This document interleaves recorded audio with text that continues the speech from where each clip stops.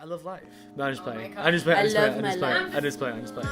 I am a little bit reckless, but a little bit. I've calmed down a lot since my daughter, and I try to do right. Just that's me.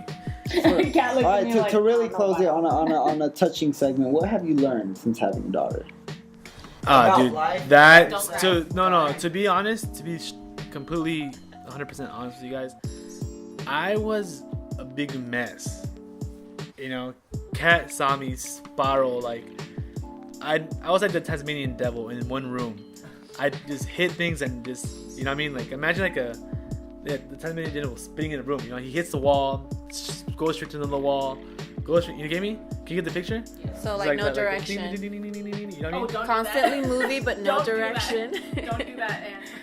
You know what I mean? You get you? Yes. Yeah. I was like that. Once, even when the cat was pregnant, I couldn't get it in my head that I'm gonna be a dad. And I was going through the emotional, physical, and just many things in my mind. Just that led me to do stupid things. Even more when Kat was pregnant. Kat hated it. I got freaking jumped when Kat was pregnant. No way. Okay, that's a whole different story. That is a whole different. I'm telling you, I got jumped while Kat was pregnant. That's how dumb I was being. I was just being, like I said, reckless. And once Abby's over there like, yeah. yeah. And once Isabel came out of Kat, just instant brick wall. You know what I mean? Like I was just like, I gotta be alive. It's once I held Isabel, I felt like I looked at myself in third person, like I was facing myself, and I had a choice to be, like follow like how my dad is, because I was how I was leading, real like. Yeah, I'm gonna be there for my daughter, but I want to live my life.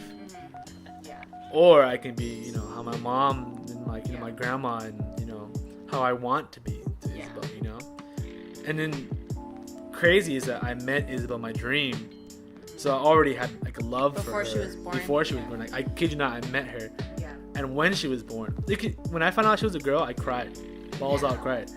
And once I met her, Because she was a girl in her dream. yeah, well, because everyone thought she was a boy, but once they told me it was a girl, before they told me it was a girl, I had a dream, and I met her, you know what I mean, and quick, soft subject with this, it's like, people were worried, my family was like, they know how Jaden was, Yeah, they were worried that, and they were like, that she could probably what have if problems. Isabel comes like, with issues, with medical issues, in the dream I had, when I met Isabel was on my chest, and she looked up at me, and I saw two perfect eyebrows, just so perfect, and a audible voice said, 2 eyes, 1 nose, 1 mouth, 2 hands, 2 feet, like just described her perfect, and I knew like God had Isabel made already, and. Yeah, she was born, and I grabbed her and I saw her, and I was like, "This is my Isabel, This is my new life." And me not being perfect and all, I always try to be a good dad or a good person to Isabel, And of course, I had my mix-ups, like trying to get in the right path, but I end up always telling myself who I want to be and who I don't want to be, and that just changed me a whole 360. Like I was walking one path and I walked it again with different set of eyes. Yeah. And I feel like that just completely changed me. Like I said, I had my mess ups. Don't get me wrong.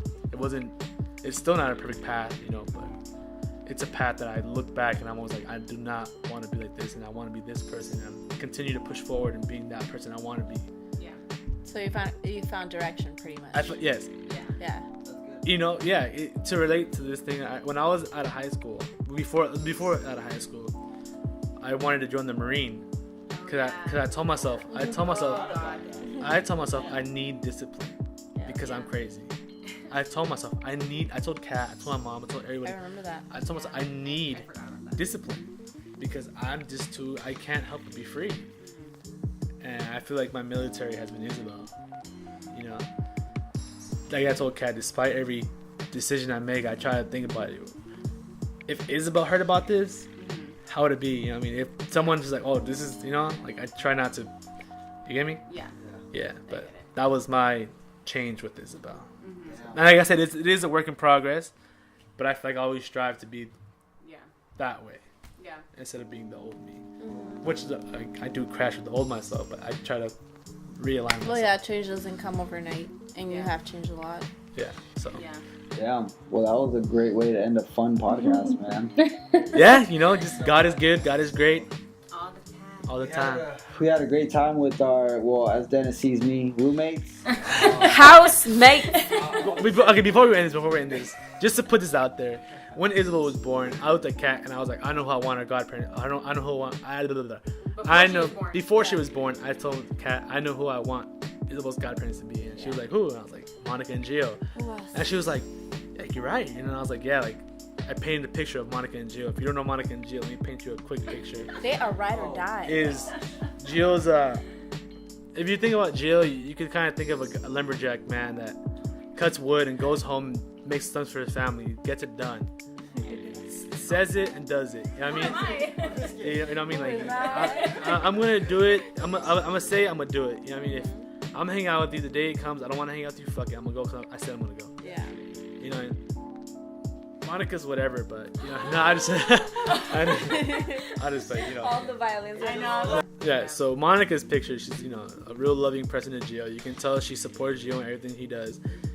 Monica's, Gio's, not, hopefully it doesn't sound wrong, but the bike stand, you know what I mean? It supports it. If you put a bike down, you kick the thing is there. It's not going to fall. He would be nothing without that. You know what I mean? It's just, it was a complete power couple. I didn't see nothing but going up for them. So when I saw that, I was like, they would be a great influence to Isabel. You know, they show that they work hard, they pay their bills, you know, they want to do good, they're church people. Who else but that? You know what I mean? Any other of my friends are still working on themselves in a hard way. These people at least found the direction they want to go. And they're going there. So that's a little picture you can, you know, put there for you. Yeah. So we're housemates, great friends, and yeah. So I you guys want to like just shout out Instagram names? Oh my gosh. I'm sfcat1_. sfcat1. Oh, double A. I have 2 Instagrams. If you want to check out my mother life, it's sfcat1_. If you want to check out my artistic side and everything that has to do with my expressions, it's sfkaat. Is it 1? I don't know, man. 1. I believe it's 1. It's 1. And if you like fishing, cars, giddles, babies, and boating, and random go ahead and follow me at Super405. Alright, well this has been a fun podcast, episode 3. And anything you want to say, Monica, before we end it? Do it. I am so hungry right now, and I'm just excited to eat. That's pretty much all I have to say right now. Turn it! Alright, we're out, guys. Have a good life. Laters.